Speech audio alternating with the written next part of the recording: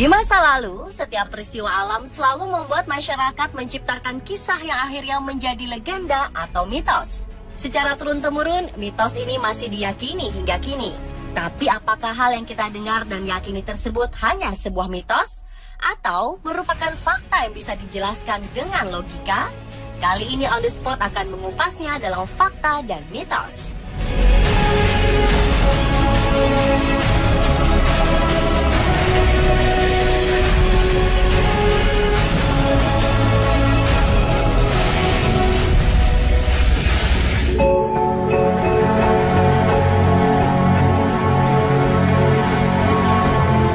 Ratu Kidul atau Nyi Roro Kidul sering dikait-kaitkan dengan hilangnya sejumlah orang yang berkunjung ke pantai selatan. Mitos menyebutkan mereka yang berenang menggunakan baju berwarna hijau akan ditarik oleh penguasa Laut Selatan. Konon, dipercaya sang ratu sangat menyukai warna hijau. Mereka yang menjadi korban keganasan Laut Selatan diyakini akan dijadikan abdi sang ratu Laut Kidul. Karena keyakinan ini, mitos yang tersebar luas menyatakan adanya larangan memakai pakaian berwarna hijau jika akan berkunjung ke pantai selatan. Benarkah Ratu Pantai Selatan menyukai warna hijau? Faktanya, warna hijau adalah warna yang kerap kali dipakai oleh keraton-keraton di Jawa. Secara logis, karena mitos ini berkembang di lingkungan keraton, maka sosok Nyi Roro Kidul divisualisasikan sebagai wanita cantik dengan kebaya dan selendang hijau. Kemudian muncul kepercayaan bahwa penguasa pantai selatan akan mengambil pengunjung pantai yang berpakaian hijau. Namun benarkah demikian? Faktanya, larangan untuk mengenakan baju hijau saat berada di pantai ada benarnya. Jika seseorang berenang dan terseret ombak dengan memakai baju hijau, maka hal ini akan mempersulit tim SAR dalam mencari korban. Air laut yang biru akan berubah warna menjadi hijau jika kedalamannya bertambah. Korban dengan baju hijau pun akan terkamuflase dengan warna air laut. Ada baiknya para pengunjung mengenakan baju-baju berwarna mencolok dan terang, misalnya oranye. Jadi, larangan untuk mengenakan baju hijau sebaiknya dipatuhi dan tak hanya berlaku di pantai selatan saja.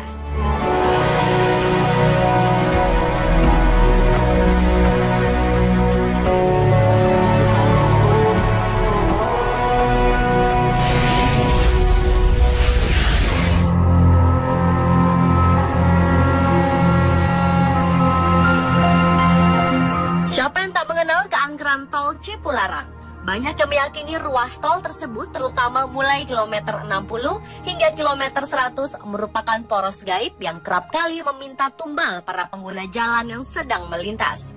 Posisinya berada di sekitar Gunung Hejo, Kecamatan Darangdan, Kabupaten Purwakarta, Jawa Barat. Jalur ini juga dikenal sebagai jalur tengkorak. Bagi sebagian warga lokal, nama Gunung Hejo mungkin sudah tak asing.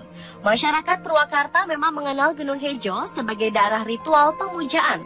Tak heran, mitos Gunung Hejo merupakan daerah angker sudah dirasakan sejak dulu. Mitos pun beredar, tol Cipularang angker dan sering meminta korban. Faktanya, tol yang membentang dari Cikampek Purwakarta hingga Padalarang ini berada di pegunungan sehingga jalannya naik turun dan juga mempunyai banyak jembatan yang panjang dan tinggi. Secara ilmiah, penyebab kecelakaan di tol Cipularang adalah kondisi alam serta kelalaian pengemudi. Jika diperhatikan, Bandung ke Jakarta jalan terus menurun, sementara terdapat banyak belokan. Jika pengemudi tidak waspada, hal ini dapat menimbulkan kecelakaan. Gas yang terlalu kencang dapat membuat mobil hilang kendali saat berbelok sehingga terjadi kecelakaan. Kondisi jalan di tol Cipularang yang tidak rata, entah karena kondisi tanah yang labil maupun karena setiap hari dilewati oleh truk-truk besar bermuatan berat, juga menjadi salah satu faktor yang mempertinggi angka kecelakaan di tol Cipularang. Di beberapa titik, tol Cipularang membelah lembah, sehingga sering terjadi angin kencang yang cukup kuat untuk menggeser mobil yang sedang melaju, apalagi dengan kecepatan terlalu kencang. Hal yang paling penting yang perlu diwaspadai dari tol Cipularang adalah karena tol Cipularang didesain untuk rentang kecepatan 80-100 km per jam. Hal inilah yang tidak dipahami oleh para pengguna tol di Indonesia. Banyak yang beranggapan bahwa kita bisa mengemudi sekencang-kencangnya di jalan bebas hambatan. Kondisi mesin dan keterampilan pengemudi juga menjadi hal yang patut diperhitungkan. Berkendaralah dalam batas yang diizinkan, tidak lebih dan tidak kurang. Pengemudi dihimbau untuk mengurangi kecepatan saat hujan, karena adanya air di permukaan jalan membuat ban mobil mudah tergelincir dan terbalik. Selain itu, tol Cipularang melewati pegunungan dan perbukitan. Pemandangannya indah dan sangat jauh membuat kita terkadang tidak menyadari saat melaju dalam kecepatan tinggi. Oleh karena itu, penting untuk selalu memantau indikator kecepatan di dashboard dan tidak mengandalkan insting seperti ketika kita memacu kendaraan di dalam kota maupun di jalan tol lainnya.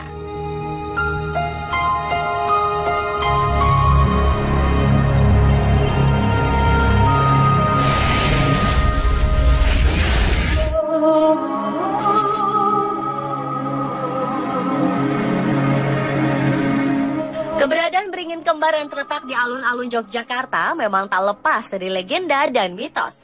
Dua beringin ini terkenal dengan permainan masangin. Permainan ini biasa dilakukan malam hari dengan berjalan melewati dua pohon. Saat akan melakukan masangin, kedua mata akan ditutup dengan penutup mata. Mitos yang beredar mengatakan bahwa kita tidak akan bisa berjalan lurus melewati celah di antara dua pohon tersebut. Konon hal itu terjadi karena di sana terdapat kekuatan mistis yang akan melencengkan arah. Menurut masyarakat sekitar, orang yang berhasil melewati celah dua pohon itu dengan lurus akan mendapat sebuah keberuntungan, serta doa-doanya akan terkabul. Benarkah demikian? Faktanya, manusia tidak bisa berjalan lurus tanpa bantuan visual. Saat mata kita tertutup, kita cenderung berjalan melingkar atau berbelok. Hal ini dibuktikan dengan orang-orang yang tersesat dalam kabut atau badai salju. Umumnya mereka akan berjalan selama berjam-jam dan mengira bahwa mereka berjalan lurus ke sebuah arah. Namun nyatanya, mereka justru kembali lagi di tempat yang sama. Manusia tidak dapat berjalan dalam satu garis lurus tanpa melihat. Hal ini dikarenakan tubuh kita berbentuk tidak simetris. Artinya, tidak ada keseimbangan yang sempurna antara sisi kanan dan kiri tubuh kita. Kerangka manusia pun tidak simetris. Tulang punggung kita juga tidak lurus sempurna. Bahkan kaki kanan dan kiri kita berbeda setiap sisinya. Ini semua berarti bahwa susunan otot-otot di badan manusia juga tidak simetris atau tidak dalam keseimbangan yang sempurna. Hal inilah yang mempengaruhi cara kita berjalan. Jika mata kita tertutup, maka penguasaan lenggang dan jalan kita bergantung pada otot-otot dan susunan tubuh kita. Pada kondisi ini, satu sisi tubuh kita akan memaksa kita untuk berbelok ke suatu arah. Akhirnya, kita akan berjalan berputar-putar dalam suatu lingkaran. Selain faktor keseimbangan, terganggunya fungsi pendengaran juga turut mengganggu. Pendengaran atau telinga merupakan salah satu referensi arah bagi otak. Hal inilah yang membuat manusia bisa memperkirakan letak jam waker atau handphone saat dirinya mengganggu tidur. Kondisi di alun-alun yang begitu riuh karena banyaknya suara dalam satu waktu menyebabkan interferensi pelayangan bunyi yang membingungkan otak, sehingga akan semakin mengacaukan orientasi arah pada otak.